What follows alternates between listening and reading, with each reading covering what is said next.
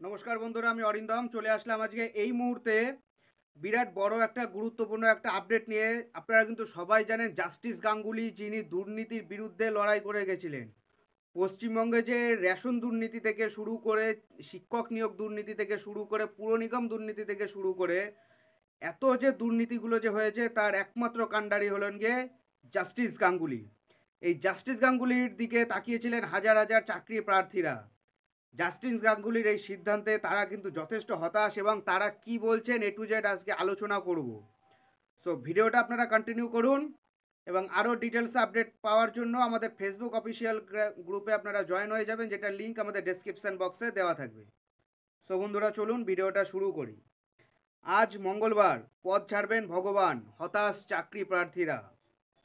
তারা কি বলছেন? চাকরি প্রার্থীদের আন্দোলন এখনও থামেনি। নানা ক্ষেত্রে নিয়োগের দাবি নিয়ে এখনও তারা আন্দোলন চালিয়ে যাচ্ছেন।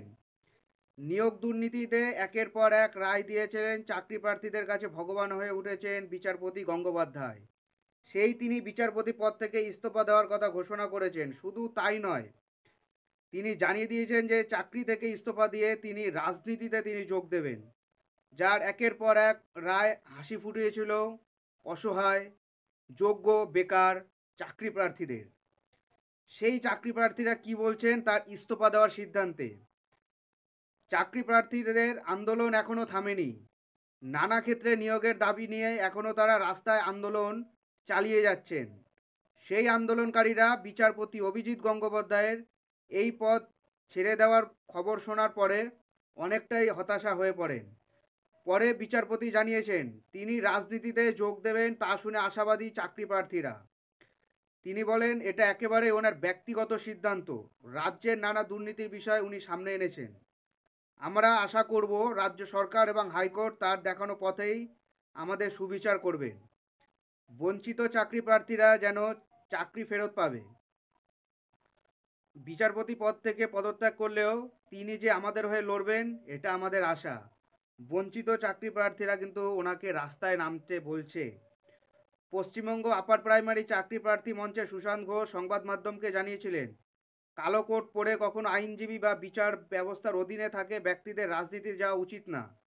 তবে বর্তমান যা অবস্থা তাতে অনেকেই যাচ্ছেন। চাকরি প্রার্থীদের উদ্দেশ্যে কি বললেন বিচারপতি? এদিন সাংবাদিক বৈঠকে চাকরি প্রার্থীদের উদ্দেশ্যে বিচারপতি গঙ্গোপাধ্যায় বলেন, তেমন কিছু বলার নেই বিচারপতি হিসেবে। অসহায় মানুষগুলোর জন্য উপদেশ দিতে পারতাম, কাউকে সুপারিশ করতে পারতাম। এইভাবেই আমি পাশে দাঁড়ানোর চেষ্টা করতাম। এটা একেবারেই ব্যতিক্রমী।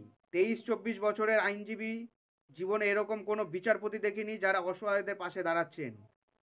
বিচারপতি হওয়ার পরও কোন এজলাসে কি হচ্ছে দেখতে পাই না, কিন্তু আমি দেখেছি আমার দেশের মানুষ খুব অসহায়। আমি আইন বিষয় তো বটেই, তাই বোধ বুদ্ধি অনুযায়ী ক্ষমতার মধ্যে থেকে বলছি, সেটা তো অসম্ভব নয় আমার পক্ষে। কিন্তু আশা করব আদালতের অন্য অনেকে বিচারপতির কাছ থেকে সুবিধা পাবেন। আশা করা ছাড়া আর কি আছে। চাকরি প্রার্থীরা বলছে, আপনি আসুন, রাস্তায় আসুন, আপনি আমাদের পথ দেখান। একমাত্র আপনি আমাদের পথ দেখিয়েছিলেন বিচারক হিসেবে, এইবার আপনি আমাদের পথ দেখাবেন আন্দোলনকারী হিসেবে, বিরোধী হিসেবে। আমাদের পথ দেখাবেন, আমাদের পাশে থাকবেন। তারা একটু হতাশ হলেও তাদের ভিতরে বিশ্বাস আছে জাস্টিস গাঙ্গুলি এদের কথাই ভাববে। সো বন্ধুরা, এটাই হলো আজকেকার আপডেট।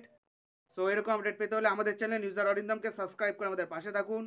দেখা হচ্ছে পরের ভিডিওতে। ভালো থাকবেন সবাই। নমস্কার, জয় হিন্দ,